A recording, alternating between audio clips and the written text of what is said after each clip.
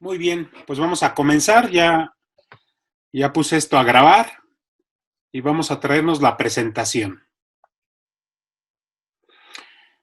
Pues el tema de hoy sería la Virgen María desde las Escrituras o desde una teología bíblica. Bueno, para comenzar, quisiera decirles que el estudio de María es una teología que se denomina Mariología, que es un estudio especializado hacia la persona de María. Aunque hay muchas teologías dentro de nuestro estudio y de nuestra fe, y esta lo tenemos como una teología más, pero siempre vamos a entender el estudio de María dentro de lo que es la cristología. No sé si ya lo llevaron, creo en fundamento se lleva cristología, pero a veces no. Ok. La cristología es el estudio teológico de la persona de Cristo, donde se analiza su persona desde aspectos históricos, se analiza la persona de Cristo desde la escritura, la revelación, textos paganos. Bueno, es un complemento y después se analiza y se estudia esta realidad de Cristo, verdadero Dios y verdadero hombre. Pero para poder estudiar a María, siempre se va a estudiar no como una teología independiente, sino siempre como una teología que está engarzada a la teología cristológica, porque no se puede entender a María sin entender la teología en Cristo, ¿no? O sea, Cristo es el fundamento teológico, y desde ahí se entiende a su mamá.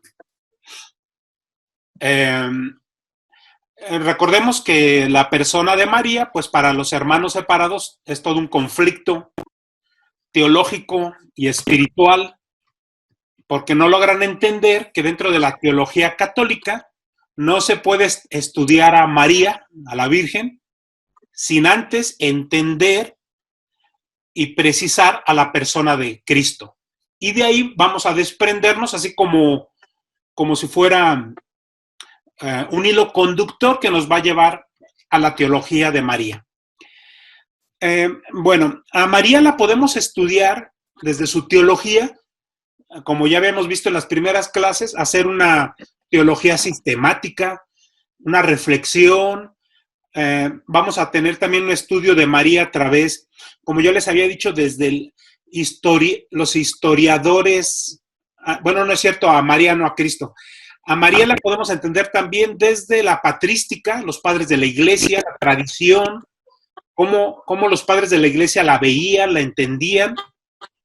Pero a María también la podemos entender, que es el estudio de hoy, desde las escrituras. Son tres vías de estudio de la persona de María. Entonces habíamos dicho desde la escritura, desde los padres de la iglesia y desde la teología sistemática, la reflexión, profundizar en el análisis sobre María. Bueno, aunque nosotros nos vamos a quedar en el bíblico, que sería el estudio bíblico, porque pues, es una teología bíblica, pues de repente nos vamos a ayudar un poquito de la patrística, un poquito de la reflexión sistemática. Bueno, dicho esto, vamos a entender y vamos a tener un primer problema, que desde la escritura, desde el Nuevo Testamento y desde el Antiguo Testamento, son muy poquitas las citas que hablan de María. O sea, si lo has... Vaya, yo creo, no he hecho yo así un porcentaje, pero yo creo que no alcanza ni el 1% de los versículos que mencionan a María en analizando el total de toda la escritura. O sea, realmente estamos hablando de un porcentaje mínimo en los textos que hacen una referencia a María. A ver, por ejemplo, aquí vamos a hacer un pequeño ejercicio. ¿Qué citas ustedes recuerdan que mencionan a María? Así como lo que vayan recordando. Así que en qué evangelio, o digo sin la cita, sin el numeral, para que no se compliquen, pero sí el pasaje o más o menos en qué evangelio, para irnos dando como una idea. A ver, Clau. Lucas la menciona mucho. Ajá. Lucas, y yo creo que el de Juan también, porque Jesús se la encargó a Juan. Ajá. Entonces, ¿En ahí qué también. escena es esta que me comentas? ¿Perdón? ¿En qué escena del Evangelio de Juan recuerdas que le encarga a su mamá? Cuando Jesús está en la cruz. Ajá, sí. Y le dice, hijo, ahí te dejo a tu madre. Ajá, exacto. Muy bien. Okay. ¿Alguna otra que se acuerden? ¿Algún otro pasaje? Que fíjate, ahorita, por ejemplo, Clau, mencionaste a Lucas, que Lucas de sus 28, a ver, son 20, son 24 capítulos de Lucas. A ver, déjame lo verifico. Lucas, También en la Anunciación. la Anunciación. Ajá. Que es en Lucas también. De las bodas de Caná. Las bodas de Canaán, ajá. ¿Qué evangelio es? A ver, ¿te acuerdas, Vicky? Ay, no. Ay, no, chico. Sí, Vicky, sí sabes. Ah. Bueno, ese de las bodas de Canaán es en el Evangelio de Juan, capítulo 2. Ay. ¿Verdad? Sí. Y ahorita, por ejemplo, lo que nos comentaba Claudia de Jesús en la cruz, que es Juan, capítulo 19. Y que bueno, así como para cerrar esto, realmente son las dos únicas escenas donde Juan, el evangelista, presenta a María. En capítulo 2, capítulo 19. Al principio del Evangelio de Juan, al final del Evangelio de Juan. Mencionaron ahorita el Evangelio de Lucas. Bien, ya verifiqué. Lucas tiene 24 capítulos. Bueno, de esos 24 capítulos, solamente en los dos primeros capítulos hay una referencia a María. Claro, no en todos los dos capítulos, pero sí en la gran mayoría de esos dos capítulos, Lucas hace menciones a María. Es más, podríamos decir que Lucas es el único evangelio que hace un estudio de María, ya así como algo más serio, más formal. ¿Y cuando visitó a su prima Santa Isabel? Está en Lucas dentro de estos dos capítulos, ahí viene la anunciación, la visita a su prima, aparece también el Magnificat, aparece el nacimiento, todo esto, el niño que se pierde en el templo, también está dentro de estos dos capítulos de Lucas. Entonces realmente Lucas sería el único evangelista que profundiza a María, ¿verdad? Bueno, y vaya, le dedicó nada más 2 capítulos, ¿sí? Y es el que profundizó en María. ¿Qué otras escenas recuerdan donde se puede mencionar a María? Que ustedes, porque, bueno, ya se ha recordado ahorita lo más común, pero no sé si por ahí tuvieran otra escena donde alguna mención de María. Cuando se reunió con los apóstoles, que les llegó el Espíritu Santo. Ajá, sí, que realmente eso se narra en Hechos, en el libro de Hechos, que también lo escribe Lucas, pero ahí es bien curioso porque en Hechos nada más la menciona, y ahí sí nada más la menciona de pasadita en un versículo, que es creo el capítulo 1, versículo 14. Nada más ahí, es una mención, realmente nada más le dio una mención a María. Bueno. Muy bien. Cuando dice su asombro ante el oráculo de Simeón, el asombro de María. Cuando Simeón le Ok. dice que una espada le atravesará el corazón. Sí. Está dentro de los 2 capítulos de Lucas. Lucas. Ahí Ok. sí, Lucas hace Profesor. hace un concentradito de María. Es Hay más, un evangelio, hay ajá, un evangelio donde Jesús está predicando en el templo y le dicen que lo busca su madre y sus hermanos. ajá. Sí, eso lo menciona Mateo y Marcos. Ujú. Hace Sí. esas 2 escenas, sacan esas 2 escenas, estos 2 evangelios. Ujú. Bueno, ahorita nada más, ya para terminar, Mateo, que es, no sé si recuerdan, nada más tenemos 2 evangelios que son conocidos como los evangelios de la infancia de Jesús, que sería Lucas y Mateo. Aunque Mateo, esta infancia de Jesús, la narra muy escuetita, es una narración muy sencilla. Lucas profundiza más, pero son los 2 evangelios de la infancia. Por lo mismo, pues, tienen que hablar de María. Y Mateo hace una referencia, aunque es de la infancia, es un evangelio de la infancia, hace unas referencias muy, muy superficiales de María. Bueno, ahora la gran pregunta. Bueno, vamos a tener también otra cita en Gálatas, una referencia a María y una referencia así todavía más superficial, que aunque estoy diciendo que son menciones superficiales, no estoy diciendo que no tengan una profundidad de interpretación, o sea, tienen mucha profundidad bíblica, pero pues son menciones muy sencillitas. Eso lo tenemos en Gálatas, ahí capítulo 4 con San Pablo. Pero hay otra mención en Corintios, primera de Corintios, y párenle de contar. O sea, ahora la gran pregunta, ¿por qué creen que se haya hablado tan poco de María en los evangelios o en el Nuevo Testamento? Bueno, que miento, hay otras menciones, ahorita me estoy traicionando. Hay una mención no directa, pero sí indirecta en Apocalipsis, ahí capítulo 12, la mujer vestida de sol, es una mención. Y tenemos otras menciones indirectas en el Antiguo Testamento, que hoy las vamos a ver. Pero bueno, la pregunta es, ¿por qué creen que de María se hable tan poquito cuando pues es la madre del Salvador?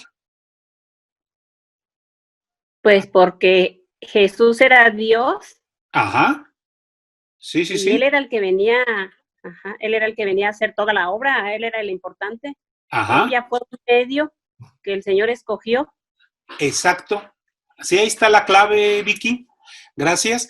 Sí, o sea, vamos a partir de que estos evangelios, estos textos de la escritura, tienen como objetivo presentarnos la salvación, presentarnos a Cristo, presentarnos cómo podemos salvarnos, mas sin embargo, estos documentos no tienen como intención hacer una relación biográfica ni cronológica, porque eso tiende más a ser una información por curiosidad, ¿no? O sea, cuando nos vamos a conocer las biografías de los artistas, pues nos mueve más la curiosidad que realmente querer profundizar en un conocimiento.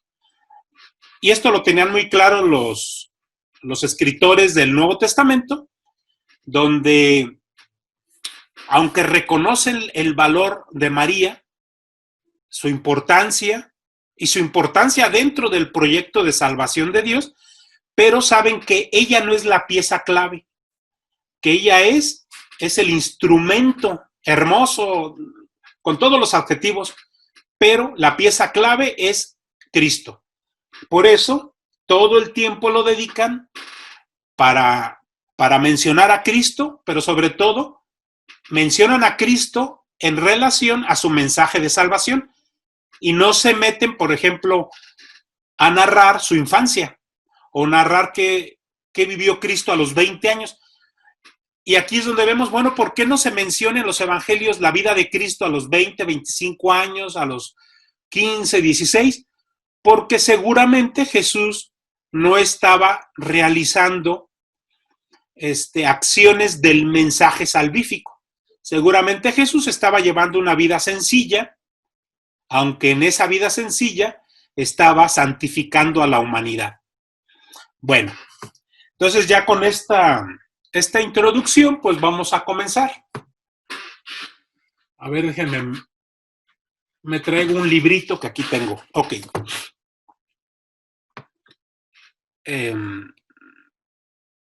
Bien, pues como siempre comenzamos con un texto del Catecismo y aquí nos dice el texto: la anunciación de María inaugura la plenitud de los tiempos. Esto viene en Gálatas 4:4, que es el texto de San Pablo donde menciona a la Virgen María, pero no le dice ni siquiera Virgen ni le dice María, le dice nacido de mujer, nacido bajo la ley. Menciona que nació de una mujer. Es todo lo que San Pablo dice en este Gálatas. Mas, sin embargo, algo que dice ahí San Pablo que es importante recoger, dice, llegada a la plenitud de los tiempos. Esta es una frase que nos deja mucha enseñanza. San Pablo nos está diciendo que en el momento del nacimiento de Cristo entre nosotros, llegó el momento culmen, el momento ideal de la salvación. O sea, Cristo en su nacimiento marca una plenitud, un momento especial de la historia humana. Y ya después lo enmarca en una realidad. San Pablo dice, nacido de mujer, nacido bajo la ley. A este Cristo que viene a traer una plenitud, lo enmarca en una realidad muy humana. Una realidad en un contexto de familia, pero también en un contexto de una sociedad donde él mismo se tenía que regir por esa ley que él mismo reveló a los profetas. Por eso es importante esta cita de San Pablo. Continuamos, dice, es decir, el cumplimiento de las promesas y de los preparativos. Por eso es la plenitud, porque todo lo que se prometió por los profetas se cumple en ese momento con la llegada de Cristo. Es el momento pleno. Después nos dice el Catecismo, María es invitada a concebir a aquel en quien habitará corporalmente la plenitud de la divinidad.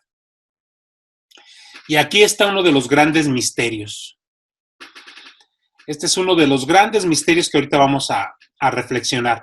Dice, la respuesta divina a su ¿cómo será esto? Puesto que no conozco varón, así le dice María al ángel, ¿no? ¿Cómo será esto si no conozco varón? ¿Cómo será esto de ser madre, de quedar encinta? Nos dice el Catecismo, se dio mediante el poder del Espíritu, el Espíritu Santo, y vendrá sobre ti. Bueno, aquí lo interesante de este pequeño texto es de que, bueno, esto lo vamos a analizar más adelante, esto de no conozco varón, viene en su libro, pero me voy a detener un poquito en este punto, ¿no? De que María, cuando acepta ser la madre del Salvador, acontece uno de los grandes misterios de Cristo. El Papa Benedicto nos dice que entre los misterios de Cristo, que son muchísimos, se destacan dos. Son dos los misterios más grandes, más profundos y más inconcebibles que tenemos en nuestra fe. Uno es la encarnación y el otro es la resurrección. ¿Por qué son tan profundos estos misterios? Porque de suyo, lo voy a explicar de otra manera. Son inconcebibles, dice Benedicto XVI, porque todas las demás misterios y acciones que realizó Cristo estando entre nosotros, como eran las curaciones, sanaciones, resurrecciones, el consuelo, sus palabras, bueno, todo lo que realiza, que son misterios, todo eso, de cierta manera, nos dice Benedicto XVI, son cosas que pueden ser como entendidas. Se les puede dar hasta una lógica. En cierta manera las podemos asimilar con cierta lógica humana. Por ejemplo, una curación, pues se puede argumentar, ¿no? De que fue una persona a través de una sugestión, o el ciego de nacimiento, que a lo mejor el barro que Jesús tomó, pues algún efecto, esos minerales de la tierra tuvieron en los ojos de este ciego. O sea, se le puede dar explicación y se pueden más o menos entender, aunque no se les quite el que sean milagros, que sean realidades sobrenaturales.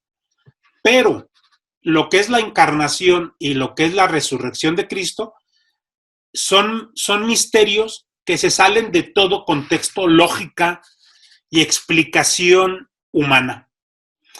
Y, por ejemplo, hablando de la encarnación, lo explicaba un teólogo, decía, es como querer entender que en una partecita de algo, podamos meter el todo. Es una explicación sistemática de un teólogo, donde dice, a ver, si Dios es el todopoderoso, el que abarca todo el ser, el que no se puede, y en los mismos textos del Antiguo Testamento, el mismo Yahvé le decía, por ejemplo, a David, ¿acaso yo necesito de una casa que me construyas? Si yo tengo en mis manos la creación, no ocupo yo vivir en una casa, ¿no? No hay casa que me contenga, porque soy superior a cualquier espacio.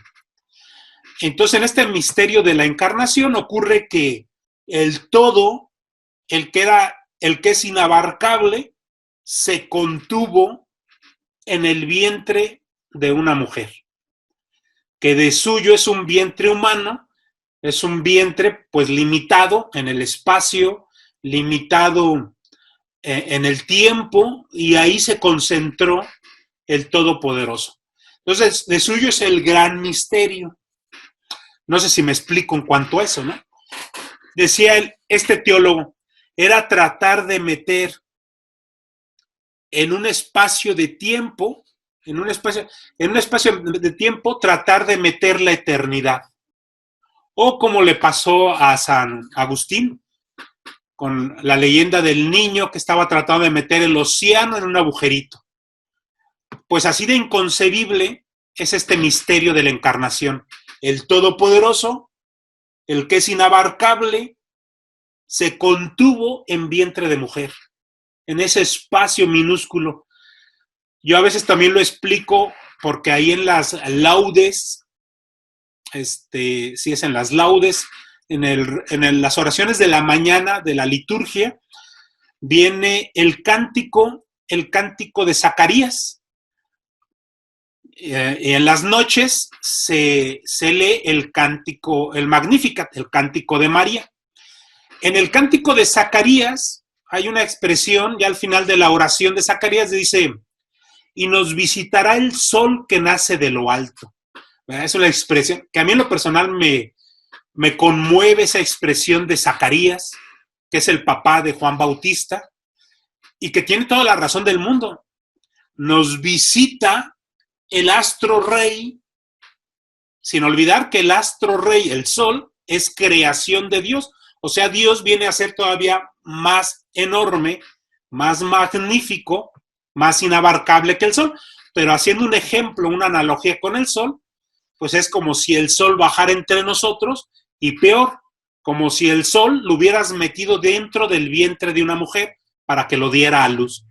Ahí está el misterio, ¿no? Es algo que raya en la locura. O sea, raya en la locura. Más sin embargo, ese misterio aconteció en María, ¿no? Bien, vamos a continuar.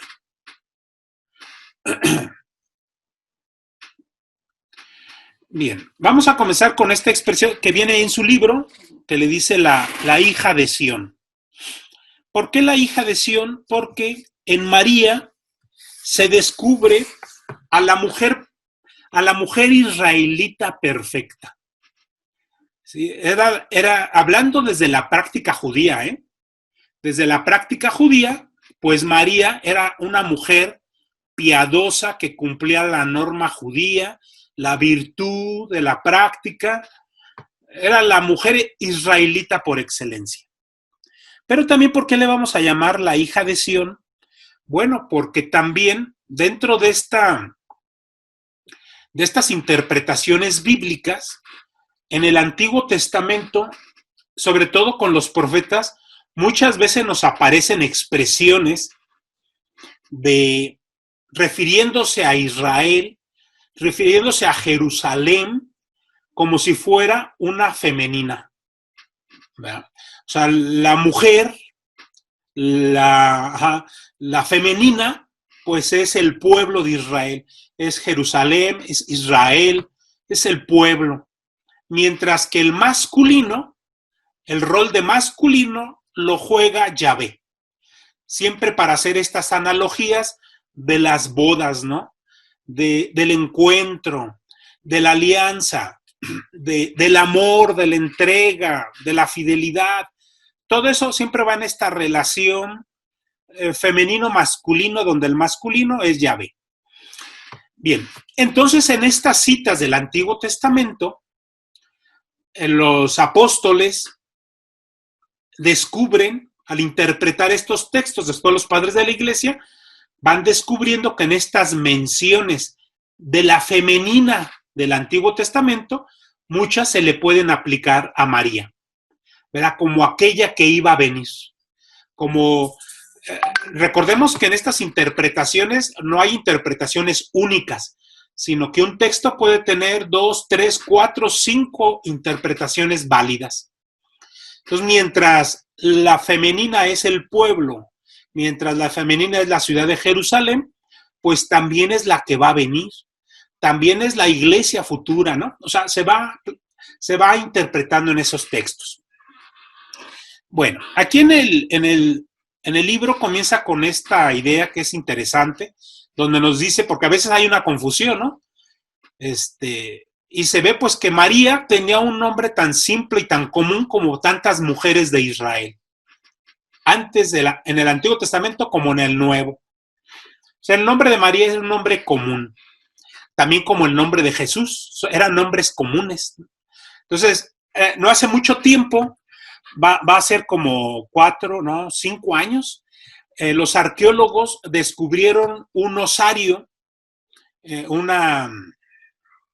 pues como un ataúd de piedra, donde traía una inscripción en hebreo que decía, aquí yacen los restos de Yeshua, hijo de María. Y muchos, sobre todo National Geographic y todos los que les gusta la sensación, y sobre todo descalificar la fe católica, cristiana, dijeron, ahí están los restos de Jesús de Nazaret. Eso de que resucitó, pues fue puro cuento. Y sí decía el texto, ese osario, una inscripción antigua, aquí yacen los restos de Yeshua, hijo de Miriam, y en la torre. Pero los arqueólogos de verdad, pues desmienten a estos programas sensacionalistas, porque los entrevistan, y los arqueólogos de verdad dicen, a ver, cuidado, porque Jesúses en la época había muchos, y Marías también muchas. Así que esto es una coincidencia histórica. No hay nada que dé certeza de que ahí están los restos de Jesús de Nazaret. Es una osamenta, pero de un Jesús como muchos. Y por ejemplo, aquí en el tema de María, vamos a recordar pues la hermana de Moisés, a la cual se le llamaba pues Miriam, ¿no? Que es una expresión usada también para el término de María. Recordemos que en la época se usaban en el lenguaje expresiones en hebreo y en arameo. Entonces un mismo nombre se podía pronunciar en arameo o en hebreo, pero es la misma persona, el mismo nombre. Aquí yo pongo otras tantas, ¿no? Por ejemplo, Marta y María, las de Betania, las amigas de Jesús, ¿no? Las que cuando llega Jesús a su casa, Marta le echa el chisme a Jesús de que María no quería hacer nada, nada más quería estar escuchándolo. O tenemos a María Magdalena, y de las mujeres que seguían a Jesús había varias Marías. Se habla de una otra María. Entonces vamos a ver que es un nombre común dentro del pueblo de Israel. Su nombre es arameo, probablemente significa princesa o señora. Bueno, entonces esto nos va a ayudar mucho a ubicar a María como alguien sencillo, ¿no? Hasta en su nombre va la sencillez. Por ejemplo, Jesús, déjenme recuerdo, pero por ejemplo la expresión Josué, que es uno de los jueces del Antiguo Testamento, pues quiere decir Jesús, o sea, son dos expresiones que hablan de un mismo nombre. O sea, Jesús y Josué es lo mismo, es el mismo nombre. Entonces vamos a encontrarnos seguidos estos nombres repetitivos en la escritura. Continuamos. A ver. Muy bien. Dice, Lucas presenta a María como una mujer judía piadosa, fiel y sumisa a la ley. Vamos a recordar que en Israel, antes, como hoy, como en México, pues sabemos gente de todo, ¿no? Unos más piadosos que otros. No porque era el pueblo de Dios, quiere decir que todos cumplían la norma. Muchos no. Mas, sin embargo, María y José eran hombres piadosos que cuando conforman la familia de Nazaret, instruyen a Jesús de Nazaret, lo instruyen en la ley, en la enseñanza, en las costumbres religiosas de su época. Recordemos a Gálatas 4:4 de San Pablo, nacido de mujer, nacido bajo la ley. O sea, un Jesús de Nazaret que fue fiel, obediente a la misma ley que él inspiró y a la ley también de los hombres, porque hubo parte de la ley, que él, recordemos la clase de ley que tuvimos, parte de la ley fue inspiración divina, parte de la ley viene como una enseñanza que los mismos israelitas fueron armando. Mas, sin embargo, Jesús fue obediente a esa ley. Y aquí nos ponen unas citas, ¿no? Nos dice, cuando se cumplieron los días que debía purificarse, según la ley de Moisés, llevaron a Jesús a Jerusalén para presentarlo al Señor. ¿Y dónde viene esa ley? Pues la tenemos nosotros en el libro de Levítico, ahí en el Antiguo Testamento, en el capítulo 12. Ahí aparece qué tenían que hacer las mujeres parturientas para purificarse. Y recordemos eso de que el tema de la purificación también mucho tenía que ver con la salud pública. Era una mezcla de cuestiones religiosas, pero también tenía de fondo mucho sentido de higiene. ¿Pero qué dice la ley? Ahí en Levítico, pues nos dice que cuando una mujer da a luz, tiene que purificarse primero por 7 días. Después, si es hombre, si es varón, al 8º debe de llevarlo a circuncidar. Que si leemos a Lucas, Lucas nos explica tanto que Juan Bautista como Jesús al 8º día fueron a ser circuncidados, según la ley de Moisés, en el Levítico. Y después dice que después de ser circuncidado el niño, la mujer tiene que entrar en otros 33 días de purificación. O sea, son 40 días de purificación. ¿Qué tenía que ver estos días? Bueno, pues la mujer no podía ir a convivencias sociales, no podía ir al templo, no podía, porque era impura, ¿verdad? Pero la mujer tenía que estar en prácticas de higiene personal, con abluciones de agua para purificarse, que eso pues tenía mucho sentido para la salud, ¿no? Tema de infecciones, todo esto mucho ayudaba a la mujer, 40 días. Pero lo curioso del Levítico que dice que si el que nacía era mujer, entonces la mujer en lugar de 7 días tenía que estar purificándose 2 semanas y después de las 2 semanas, como no tenía que llevar a circuncidar a la niña, se quedaba otros 67. O sea, cuando nacía la mujer, la purificación era extrema. Estamos hablando, cuando hablamos de purificación, pues sí, no podía salir, no podía tener contacto social, pero esa mujer estaba muy bien aseada. O sea, su cuestión de su higiene personal estaba al full, ¿verdad? Que era la parte buena. Muy bien. Entonces, esta era la mujer que Dios elige para madre de su hijo. Pongo aquí otro texto del mismo Lucas, porque recordemos, Lucas es el que profundiza en mucho de María. Dice, así que cumplieron todo lo ordenado por la ley del Señor y volvieron a Galilea, a su pueblo de Nazaret. Fíjense, entre Nazaret y Jerusalén hay una distancia por recorrer de alrededor de 120, 150 kilómetros. O sea, para que María y José digan, pues vamos a la purificación al templo, pues baja de Nazaret hacia Jerusalén en un trayecto escabroso, porque están las montañas de Judea, semidesérticas,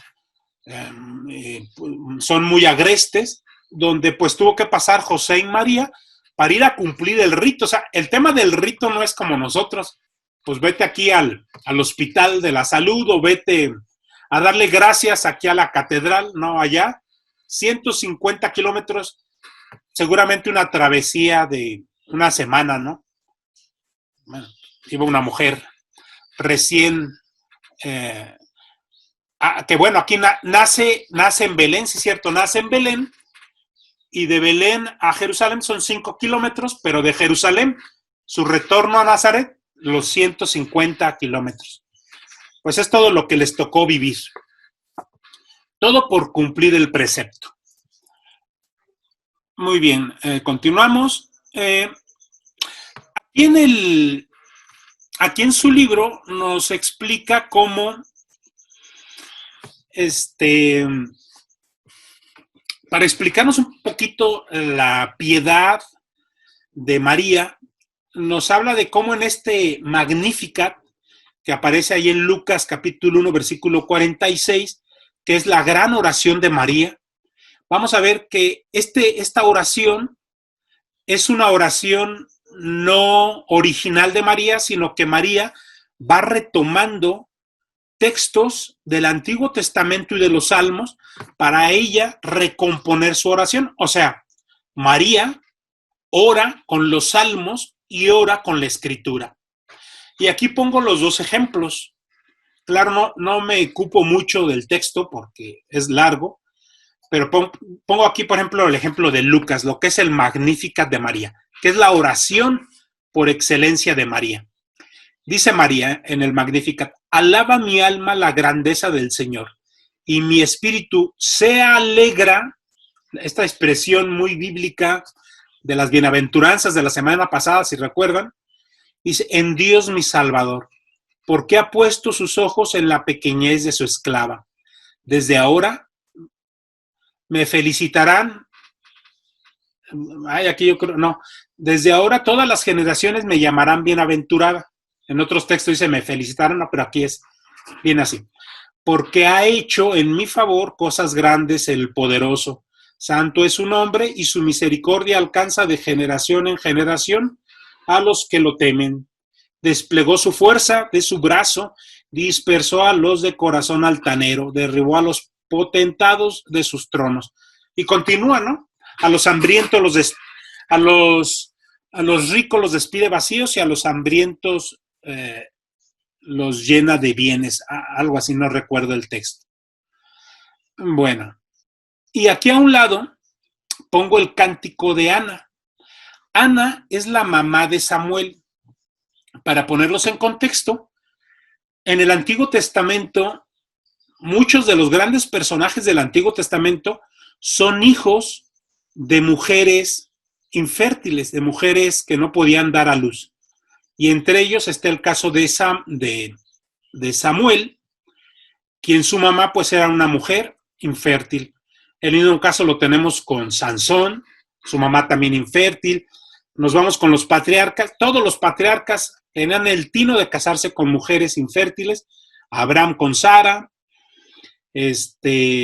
tenemos a Isaac con Rebeca, también estéril, y tenemos a Jacob con Lía, sí, no con Raquel, bueno, se casa con Lía, pero la que era estéril era Raquel, a la que él amaba.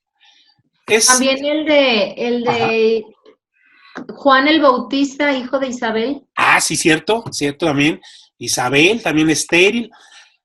Fíjense, aquí es lo interesante de estos textos, que ¿por qué creen que, a ver, ustedes por qué creen, mejor lo vamos a poner como pregunta, ¿por qué creen que en estos textos aparece tanto el tema de la infertilidad de la mujer cuando son mamás de personajes importantes? ¿Por qué? Porque yo sí cuando leía todo eso yo decía, bueno, aquí, o sea, qué mal tino de estos hombres santos. O sea, siempre enamorarse y casarse con mujeres estériles.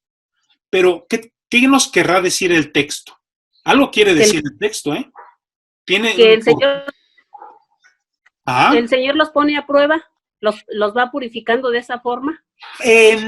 No exactamente. Preparando. Más bien, sí, o sea, tiene algo que ver, pero más bien es así. Dios tiene un proyecto de salvación. Y en este proyecto intervienen muchos personajes importantes para la historia de Israel. Bueno, para Dios dar como un sello de autenticidad de que ese personaje es un enviado y un elegido de él, entonces por lo regular debe de ser fruto de un milagro, que en este caso es pues que un estéril tenga un hijo, ¿no?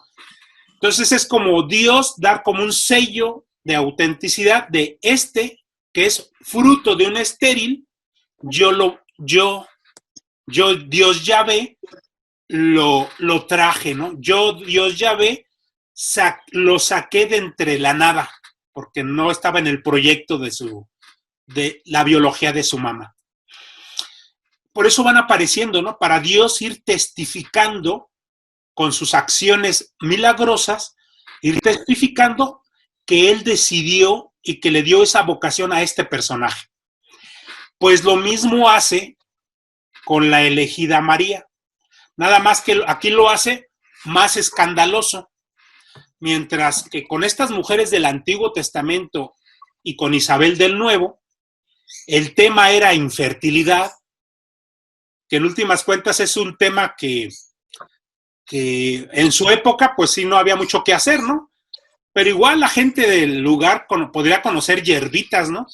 Y a veces con hierbitas logran que la mujer pueda ovular.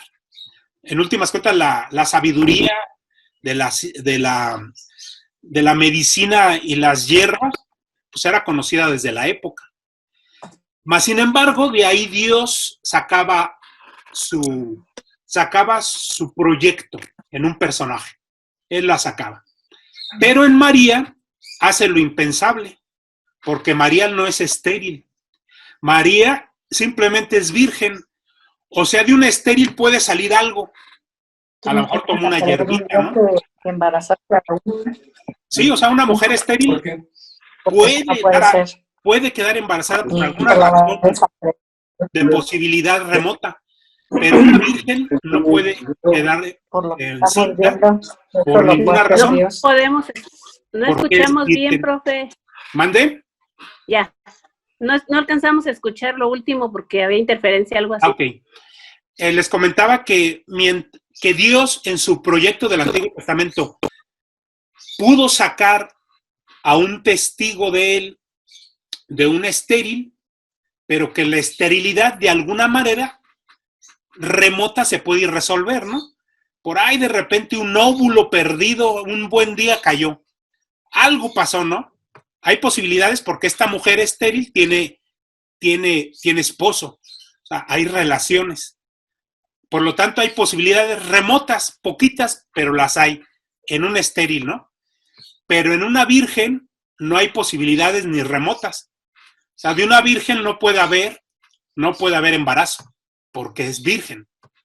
Entonces, en María, Dios proyecto de ir certificando a sus enviados en María, que va a dar a luz al Hijo de Dios, pues aquello es absurdo, ¿no?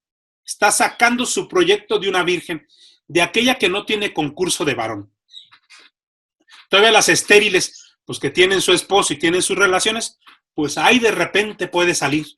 Pero aquí es el cero absoluto de posibilidad. Bueno, entonces puse este texto de Ana, donde fíjense lo parecido a lo que María dice en su Magnífica. Dice, mi corazón exulta a Yahvé, mi fuerza se apoya en Dios. Fíjense, mi corazón exulta. O sea, esa expresión de alegría, de gozo, exulta, que es la misma expresión de María, ¿no? Alaba mi alma la grandeza del Señor, mi espíritu se alegra.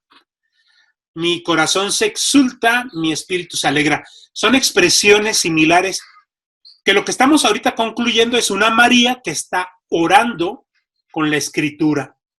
Algo que María todos los días, esto nos hace suponer que María todos los días leía la Escritura, la escuchaba, la meditaba, que cuando ella tenía que orar, pues oraba con las mismas letras, las mismas expresiones de los salmos y de la Torá. Entonces dice Ana, mi corazón exulta a Yahvé, mi fuerza se apoya en Dios, mi boca se burla de mis enemigos, porque he gozado de tu socorro. No hay santo como Yahvé, los arcos de los fuertes se han quebrado, los que tambalean se ciñen de fuerza, los hartos se contratan por pan. Va haciendo estas expresiones muy similares a las de María. Bueno, con esto seguimos viendo a una María que es una mujer piadosa de fe que conocía y profundizaba la Escritura. Bien, Lucas presenta a María en la escena de la Anunciación y la Visitación como la hija de Sión, ya que ella personifica al pueblo de Dios.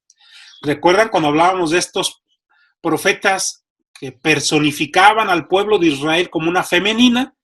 Pues Lucas le da el mismo atributo a María. Es la nueva Jerusalén. María es la nueva esposa de Yahvé. Dice, ya que en ella personifica al pueblo de Dios del Antiguo Testamento. Y aquí pongo este texto, dice, el alégrate del ángel en el Lucas 1:28 no es un saludo común, sino que hace referencia a las promesas de la venida del Señor a su ciudad santa. Hablando arqueológicamente, pues, ¿cuál es el saludo que dan los israelitas cuando llegan con otra persona? Pues es el famoso, el shalom, el paz, ¿no? Siempre que llega un israelita con otro, es la paz esté con ustedes, ¿no? Esa es que la usaba Jesús, ¿sí recuerdan? Es una expresión que usaba Jesús, la paz esté con ustedes. Es una expresión semítica, o sea, no se la inventó Jesús, o sea, era parte de su cultura. Mas, sin embargo, este ángel que llega a María, la saluda de una manera rarísima. Le dice, alégrate llena de gracia. Me voy a ir aquí a Lucas, porque Lucas profundiza mucho en estos textos. Le dice, alégrate llena de gracia, el Señor está contigo. En llena de gracia, ya desde la tradición de la iglesia, se descubre el dogma de la Inmaculada Concepción. O sea, una María inmaculada, que nació sin mancha, que es un dogma mariano. Y a veces los protestantes nos dicen, pero ¿cómo si ella tuvo más hijos? Pues era una mujer como cualquiera. Pues no. En esta expresión del ángel, en el saludo a María, ahí viene, ¿no? Alégrate llena de gracia. El llena es aquella que la gracia de Dios la colma. O sea, todo su ser está lleno, está colmado de la gracia de Dios. Dios viviendo en ella. Por lo tanto, si Dios vive en ella, en todo su ser, no hay espacio para una pequeña mancha, un pequeño mal pensamiento, un pequeño pecadillo. ¿Por qué? Porque, bueno, el mismo ángel se lo dice a María, llena de gracia. Es una expresión que llega del cielo, ¿no? De parte de este ángel. Dice, llena de gracia, el Señor está contigo. Dios vive en ti. Estás llena de Él. Muy bien. Ok, vamos a continuar aquí. Pongo adelante cómo estas expresiones que el ángel le da a María son expresiones que ya los profetas del Antiguo Testamento revelaban al mismo pueblo, que lo presentaban como un caray. Bueno, aquí está. Fíjense aquí, y nada más puse 2 porque ya no alcancé a escribir más, pero por ejemplo tenemos aquí bueno, este primero no, este es de Isaías, es una mención que usa Mateo. Mateo usa este versículo de Isaías para demostrar que de María, de una virgen, iba a nacer el Salvador. Dice, el mismo Señor va a darles una señal. Miren, una doncella está encinta y va a dar a luz a un hijo, al que pondrá por nombre Emmanuel. Pero aquí no viene la expresión de alégrate, mas sin embargo sí viene en esta otra de Sofonías. En Sofonías dice, aquel día se dirigirá a Jerusalén. No tengas miedo, Sión, no desfallezcan tus manos. Yahvé tu Dios está en medio de ti. Esta expresión de Yahvé tu Dios está en medio de ti es la misma expresión que acá usa Isaías en el Emmanuel. Emmanuel, Dios con nosotros. Dios en medio de nosotros. Son expresiones similares, ¿no?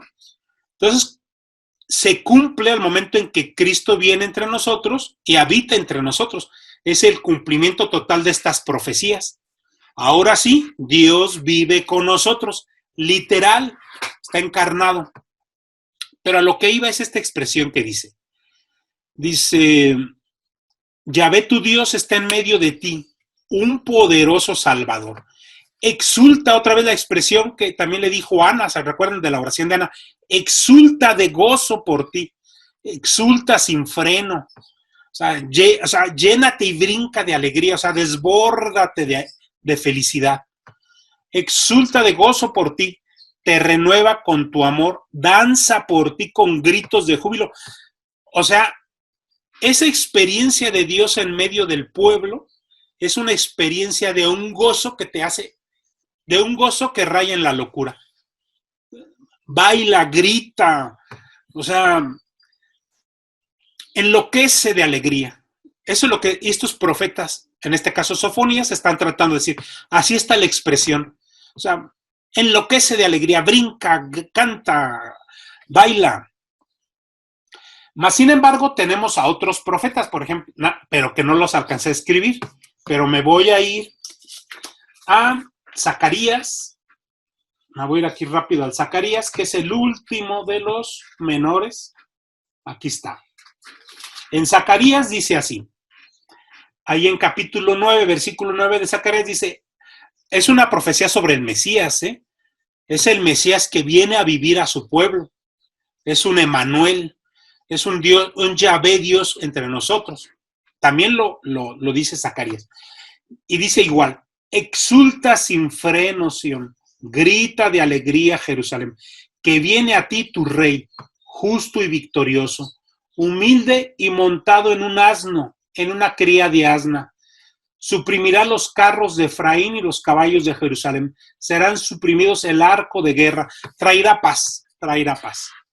Y por ahí tenemos otra cita muy parecida en Isaías 12, que bueno, todo esto nos ayuda cuando los comparamos estas expresiones mesiánicas de brinca de alegría, exulta de gozo, Jerusalén, porque va a venir a vivir a ti, el Emmanuel, el Yahvé con nosotros, es la misma expresión que le dice el ángel a María, ahí en Lucas. Alégrate llena de gracia, ¿no? Alégrate, porque lo que viene es el Emmanuel en ti. Vas a contener al Yahvé. Entonces ahí estamos viendo este comparativo entre textos del Antiguo Testamento que se le aplican a María por boca del ángel. ¿Estamos? Bueno. Que bueno, son textos que no son menciones directas de María, sino que se interpretan. Bueno, vamos a continuar. La elegida. El título llena de gracia o colmada de favor, objeto por excelencia del amor divino. Déjenme lo muevo esto. Dice, solo ella recibe en nombre de la casa de Jacob el anuncio de salvación. Ella lo acepta y hace posible su cumplimiento. Entonces es una María que se convierte en ese momento como judía piadosa, buena israelita, mujer santa, se convierte como la portavoz de parte del cielo que viene a anunciarle al pueblo de Israel que ya se cumplió lo que dijo Isaías en capítulo 12, Zacarías capítulo 9 y Sofonías capítulo 13. ¿Sí me explico?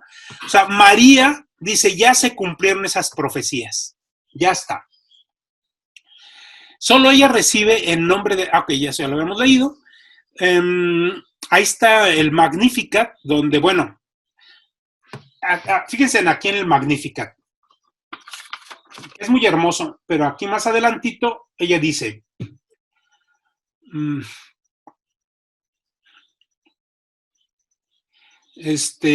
ahí en el versículo 54 dice, acogió, esto lo dice en el Magnífica de la misma María, dice, acogió a Israel su siervo, acordándose de la misericordia.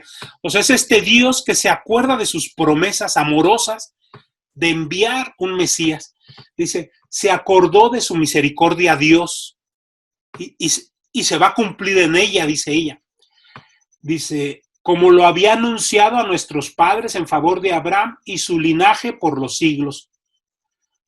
Ok, ya después dice, termina así, María se quedó con ella, con Isabel, durante unos 3 meses y después se regresó a su casa.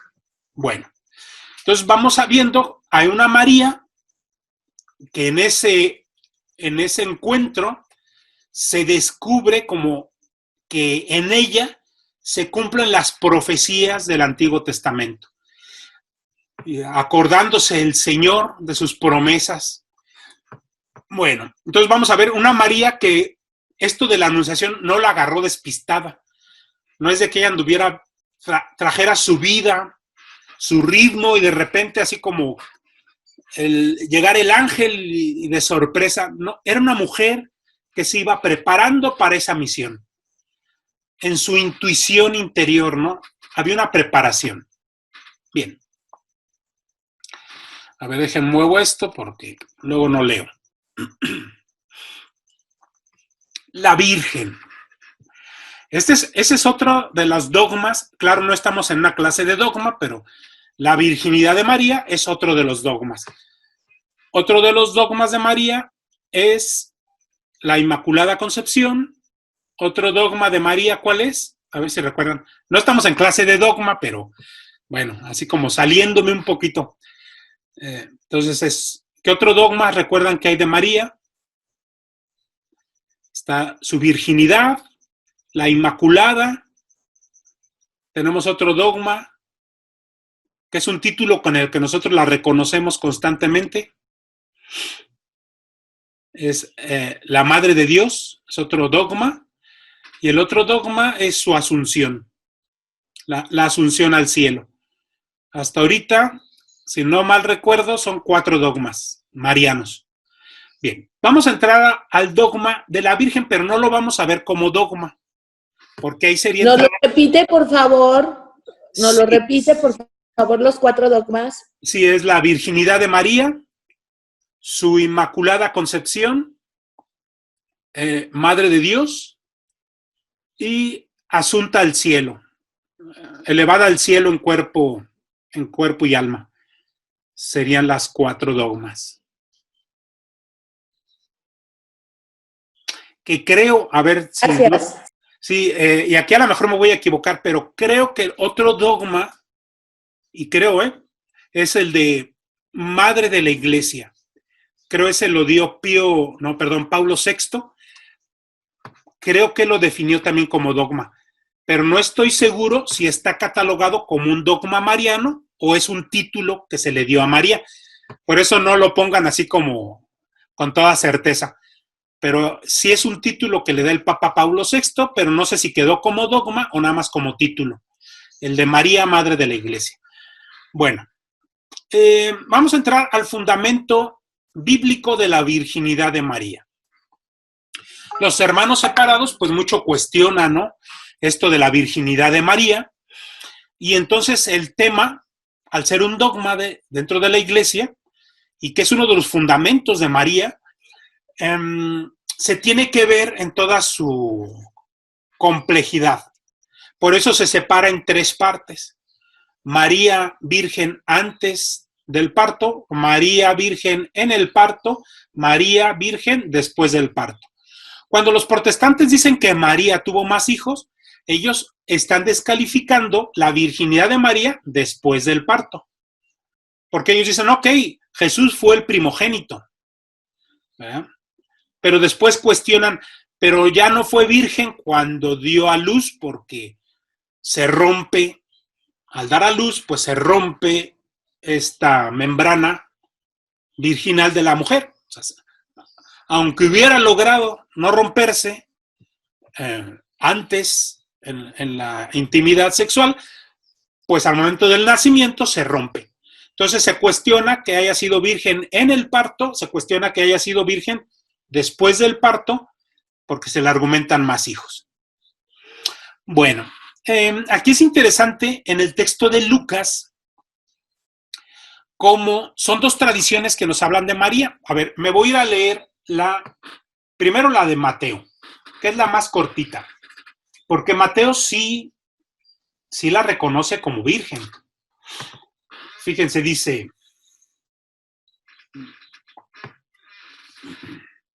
a ver, déjenme busco la...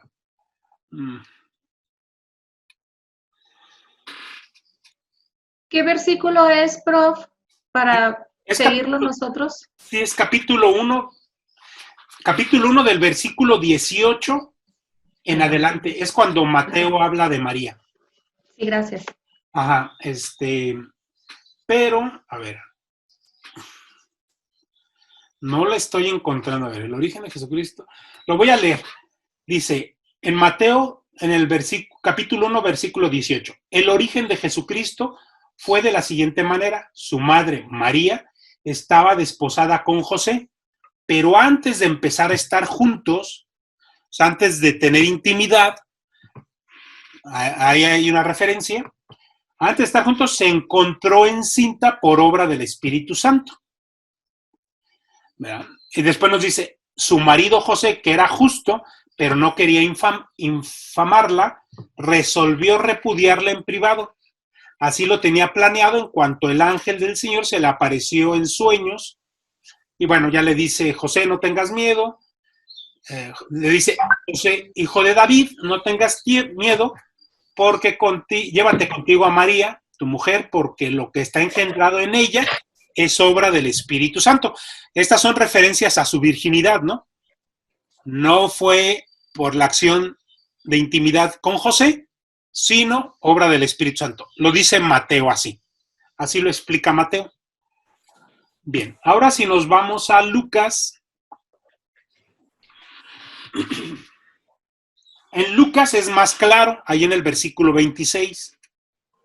Ahí en capítulo 1 de Lucas, versículo 26, dice, al sexto mes envió Dios al ángel Gabriel a un pueblo de Galilea llamado Nazaret, a una virgen desposada con un hombre llamado José. En Lucas es más claro, ¿no? Ya le da el título de virgen.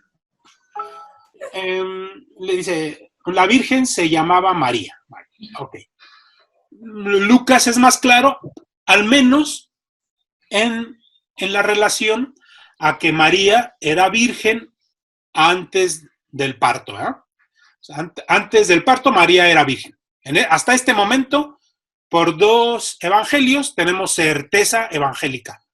El problema lo empezamos a tener con el tema de su virginidad en el parto y después del parto.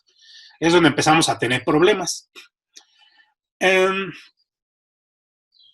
Más sin embargo, a ver, déjenme, me voy a la imagen siguiente, a ver si ahí viene. Ok, más sin embargo, se descubre en estos textos de Lucas, se descubre una expresión de María que tenía como intención ella, como intención personal, el permanecer virgen, aún estando casada con José. Y ahorita vamos a leer el texto, que es ahí en el capítulo 1, versículo 34 de Lucas. A ver, déjeme, dice. No, el 34 no es, perdón. A ver, déjenme ver dónde está.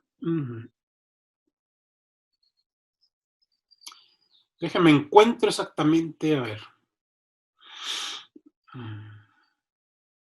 A ver, aquí se me perdían los versículos. Dice, será grande. Dice, él será grande, le llamarán Hijo del Altísimo. El Señor Dios le dará el trono de David, su padre. El ángel le está revelando a María el mesianismo del que hablamos en la sesión del Mesías. Le está revelando a María el ser hijo de Dios. Esto que ya vimos en las sesiones pasadas, el ángel se lo está revelando a María, ¿verdad? Se llamará Hijo del Altísimo y el Señor le dará le dará el trono de David, su padre, o sea, será Mesías. Reinará sobre la casa de Jacob por los siglos de los siglos y su reino no tendrá fin.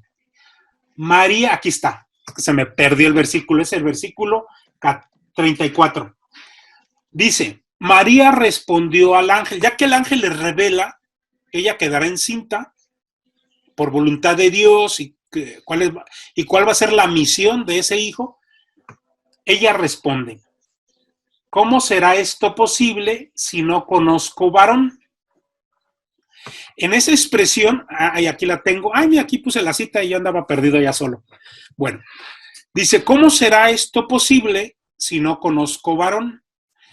Entonces, aquí ya los biblistas, los teólogos sistemáticos, empiezan a reflexionar sobre el texto y empiezan a analizar y dicen, bueno, si en este momento en que es la anunciación, María ya está casada con José, pero recordemos cómo son los matrimonios todavía actualmente en Oriente. Actualmente en Oriente, dos familias casan a sus hijos de 10 años, de 12 años, de 15 años, los casan, hacen la boda, pero estos dos muchachos, estos dos hijos, no se van a convivir juntos. O sea, hay una ceremonia, quedan apalabrados, ¿verdad? Quedan dados en matrimonio, pero hasta que alcanzan la madurez es que ya hay cohabitación y hay intimidad. Pues lo mismo pasó con María y José. Hay un matrimonio, pero los mismos evangelios nos dicen, no vivían juntos, no se conocían, no había intimidad. Son así, es la costumbre muy oriental, ¿no? O sea, ya está dada, ya fue la ceremonia, ya está dada. Mas, sin embargo, no conviven. Hay un periodo para que se dé esta convivencia. Cuando son matrimonios de niños, pues hay un periodo hasta que los niños sean maduros. En este caso, nos dicen los biblistas, si María, cuando recibe al ángel y el ángel le dice que va a ser madre del Hijo de Dios, y María ya está comprometida, y María pensaba seguir con su vida normal de cualquier mujer, pudo haber dicho, ¿no? Bueno, ahorita no voy a quedar encinta, sino ahora que me una con José, ya que convivamos, como matrimonio, ¿no? Entonces María no pudo haber dicho, ¿cómo será esto posible? Porque en la lógica de una mujer que ya se casó y se comprometió, pues la lógica es que va a llegar el día de la unión. O sea, esa pregunta de ¿cómo será eso posible si no conozco varón? Los biblistas entienden como que es una expresión de una María que aunque se comprometió en matrimonio, en su visión no tenía a futuro mantener una intimidad, sino permanecer virgen. Por eso para ella cae de raro, porque bien pudo haber preguntado María, ¿no? ¿En qué momento voy a quedar encinta? ¿Ya que conozca a José? ¿O ahorita? ¿O dentro de un mes? Porque el ángel no le dijo cuándo. El ángel no estaba hablando de tiempos. El ángel le dice que serás madre, vas a ser madre, ¿no? Bueno, entonces aquí por eso se descubre a una María en ese versículo se puede entrever una expresión de una María que tenía en su proyecto de vida permanecer virgen. Si nos vamos nosotros a la realidad del pueblo de Israel, vamos a descubrir que ellos, pues el tema de la unión de matrimonio, la unión sexual, era lo más normal del mundo. Mas, sin embargo, sí existía, en algunos casos muy particulares, el concepto de consagrarme y consagrarme en mi castidad. Que claro está, no eran casos comunes en el pueblo de Israel, como nosotros lo podemos ver en nuestros sacerdotes, ¿no? No, ellos, sus sacerdotes, sus escribas, sus fariseos, todos se casan. Y es visto como algo bueno, y sí es cierto, es una bendición, ¿no? Dios te va a enriquecer, te va a bendecir a través de ese matrimonio. Pero había gente así muy particular que por un caso de un amor especial a Yahvé se consagraban.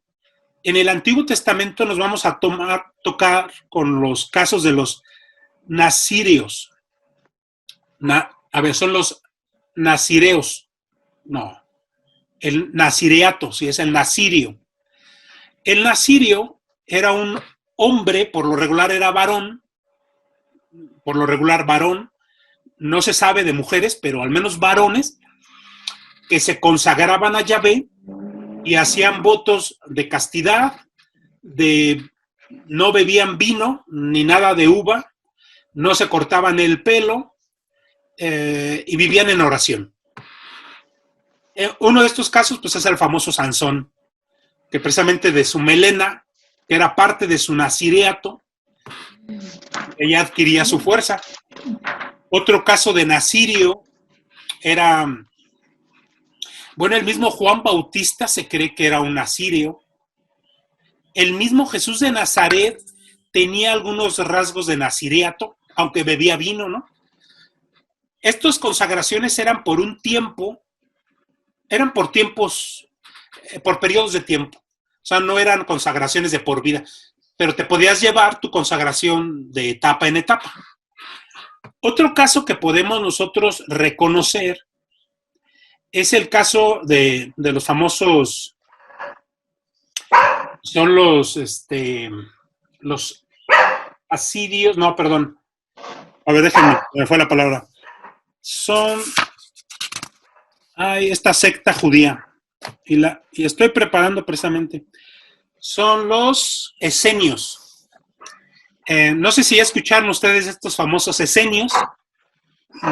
No sé si por ahí alguien sobre los famosos rollos del Mar Muerto, escritos por un grupo posiblemente esenio, que al menos por los documentos que se descubren arqueológicamente, allí en el Mar Muerto, se descubren sus normas, sus reglas de la comunidad, y ellos vivían como a modo de monjes, vivían solo varones, y tenían votos de castidad, tenían votos de purificación, constantemente se purificaban en espera de la llegada del Mesías.